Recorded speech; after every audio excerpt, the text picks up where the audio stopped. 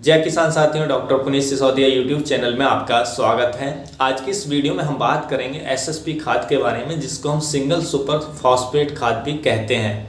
हम बात करेंगे कि इस खाद में कौन कौन से पोषक तत्व हमारी फसलों के लिए मिल जाते हैं, कितनी परसेंटेज में मिलते हैं, हमें इस खाद का प्रयोग अपनी फसलों में कब कब करना चाहिए जिससे हमें एक अच्छा उत्पादन मिल सके, और कौन कौन सी फसलों में हमें एसएसपी का प्रयोग करना चाहिए, यानी कि कौन कौन सी फसलों के लिए एसएसपी ही ज़रूरी होता है।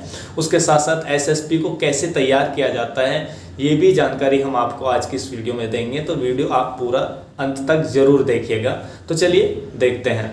सबसे पहले यदि हम इसके न्यूट्रिशन वैल्यू की बात करें कि एसएसपी में हमारी फसलों के लिए कौन कौन से पोषक तत्व मिल जाते हैं।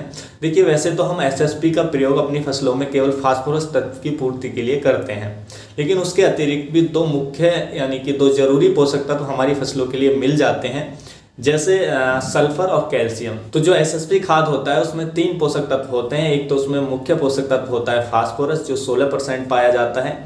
दूसरा होता है उसमें कैल्शियम, जो 18 से 19% होता है, ये भी बहुत ज़रूरी होता है हमारी फसलों के लिए। और एक सल्फर होता है जो बहुत ही अच्छा रहता है हमारी फसलों के लिए, ये 11% पाया जाता है। यानी कि यदि 100 किलोग्राम एसएसपी आप अपनी फसलों में डालते हैं तो उससे आपकी फसलों को 16 केजी तो फास्फोरस मिल जाएगी, 18% यानी कि 18 किलोग्राम आपकी फसलों को कैल्शियम मिल जाएगा, और 11 किलोग्राम आपकी फसलों में सल्फर आ जाएगा, यानी आपके खेत को सल्फर मिल जाएगा। तो ये तीन जरूरी पोषक तत्व हमारी फसलों के लिए मिल जाते हैं। तो ये तो हो गई इसकी न्यूट्रिशन वैल्यू। यदि हम बात करें कि इसको हमें अपनी फसलों में कब कब देना चाहिए, देखिए, हम जो एसएसपी का प्रयोग मुख्यतः फास्फोरस तत्व की पूर्ति के लिए करते हैं। तो फसलों में जो फास्फोरस की जो आवश्यकता होती है वो 3 स्टेज में सबसे ज़्यादा होती है। वैसे हर स्टेज में होती है, लेकिन जिस स्टेज में सबसे ज़्यादा जिस तत्व की ज़रूरत होती है, हमें उस स्टेज में वो तत्व देना चाहिए। तो फास्फोरस जो हमारा पोषक तत्व है उसकी 3 स्टेज में ज़रूरत होती है। नंबर 1, जब हम बुवाई करते हैं किसी भी फसल की, या हम प्लांटिंग करते हैं, ट्रांसप्लांटिंग करते हैं या रोपाई करते हैं, तो उस टाइम पे फास्फोरस की सबसे ज़्यादा ज़रूरत होती है, क्योंकि पौधे की उस टाइम पे रूट विकास करना होता है, यानी जड़ों का विकास करना होता है। फास्फोरस तत्व जड़ों के विकास के लिए अच्छा रहता है। मान लीजिए हमने रोपाई की, तो रोपाई के बाद जैसे ही अपने जड़ों का विकास करेगा पौधा, तो उसके लिए सबसे ज़्यादा जो पोषक तत्व की जरूरत पड़ेगी वो है फास्फोरस। या हमने बुवाई की तो उगने के बाद पौधे को जो सबसे ज़्यादा पोषक तत्व जो स्टार्टिंग में चाहिए वो है फास्फोरस, क्योंकि उसका जो रूट का डेवलपमेंट है, रूट का विकास है, वो अच्छे से हो सके। तो रूट के विकास में सहायक होता है। इसलिए जब भी हम बुवाई करें या ट्रांसप्लांटिंग करें उस टाइम पे फास्फोरस हमें फसलों में देना चाहिए। दूसरे जो स्टेज है फ्लावरिंग स्टेज, यदि फास्फोरस की अच्छी मात्रा हमारी फसलों में होती है तो फूल का विकास अच्छे से होता है, फूल अधिक संख्या में आते हैं। तो फ्लावरिंग स्टेज में हमें फास्फोरस देना चाहिए, यानी कि एसएसपी का हम प्रयोग कर सकते हैं।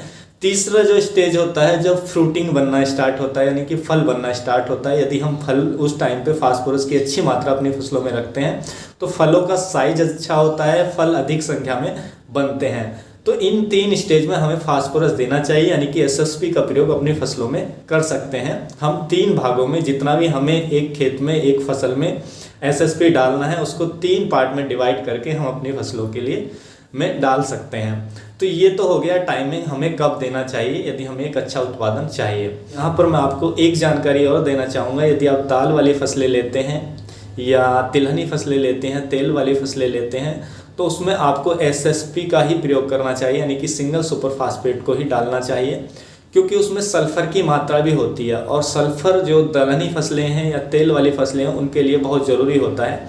दलहनी फसलों में प्रोटीन की मात्रा को बढ़ाता है, और उसके साथ साथ जो तेल वाली फसलें हैं उनमें ये तेल की मात्रा को बढ़ाता है, यानी ऑयल का कंटेंट अधिक निकलता है। तो ये तेल वाली फसलें हुई या दलहनी फसलें हुई, उनके लिए एसएसपी काफ़ी अच्छा रहता है। उसके साथ साथ जो हम गन्ने की फसल ले रहे हैं तो उसमें भी हमें एसएसपी डालना चाहिए, क्योंकि उसमें सल्फर जो होता है वो गन्ने में जो चीनी की मात्रा है उसको बढ़ाता है। उसी तरीके से यदि मिर्च में एसएसपी का प्रयोग करते हैं तो उसमें जो सल्फर होता है मिर्च के तीखेपन को बढ़ाता है, यानी कि मिर्च तीखी होगी, उसकी क्वालिटी अच्छी होगी। तो इसलिए यदि आप ये फसलें ले रहे हैं तो आपको एसएसपी का ही प्रयोग करना चाहिए, क्योंकि इसमें जो सल्फर होता है वो भी हमारी फसलों के लिए काफ़ी फायदेमंद होता है। उसके साथ साथ यदि हम एसएसपी का प्रयोग ऐसे खेत में करते हैं जो भूमि क्षारीय हैं, जो खेत क्षारीय हैं, जिनका पीएच लेवल 7 से ऊपर जा रहा है, तो ये उनके पीएच लेवल को कम करता है, यानी कि उनकी क्षारीयता को कम करने का काम करता है। यानी कि जो एसएसपी होता है इसमें सल्फर जो होता है वो भूमि को सुधारने का भी काम करता है। तो ऐसी भूमियों में भी हम एसएसपी का प्रयोग कर सकते हैं, जो हमारे लिए काफ़ी फायदेमंद होगा। उसके साथ साथ एसएसपी में जो सल्फर होता है ये प्रकाश संश्लेषण की प्रक्रिया को बढ़ावा देता है, जिससे हमारे पौधे जो भोजन है वो अधिक मात्रा में बना पाते हैं और पौधों का विकास और उनका उत्पादन हमें अच्छा मिलता है। तो ये एसएसपी काफ़ी ज़रूरी होता है, काफ़ी फ़ायदेमंद होता है हमारी फसलों के लिए। अब यदि हम बात करें कि इसको कैसे तैयार किया जाता है, यानी कि जो हमारा सिंगल सुपर फॉस्फेट खाद है इसको कैसे बनाया जाता है, तो देखिए जो रॉक फॉस्फेट होता है उसकी सल्फ्यूरिक एसिड से क्रिया करा के जो सिंगल सुपर फॉस्फेट खाद है वो बनाया जाता है। यानी कि रॉक फॉस्फेट और सल्फ्यूरिक एसिड की आपस में क्रिया कराई जाती है, तो वहीं से इसमें सल्फर की मात्रा आ जाती है। क्योंकि रॉक फॉस्फेट में के बारे में हमने आपको जानकारी दी थी कि रॉक फॉस्फेट में फास्फोरस होता है और कैल्शियम होता है। वो वीडियो आपने नहीं देखा है तो वो वीडियो आप जरूर देखिएगा।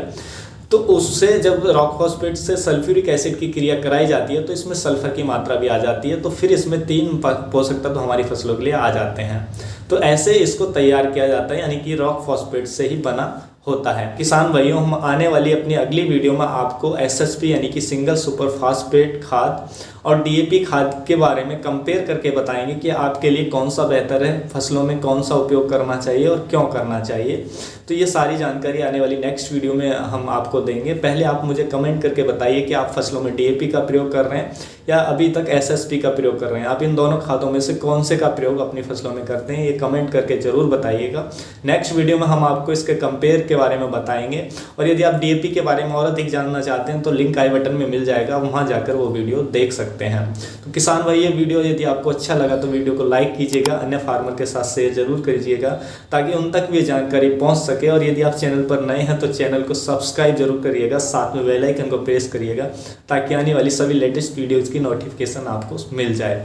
फिर मिलूंगा आपको एक और नई जानकारी के साथ, तब तक के लिए आप अपना ख्याल रखिएगा। धन्यवाद।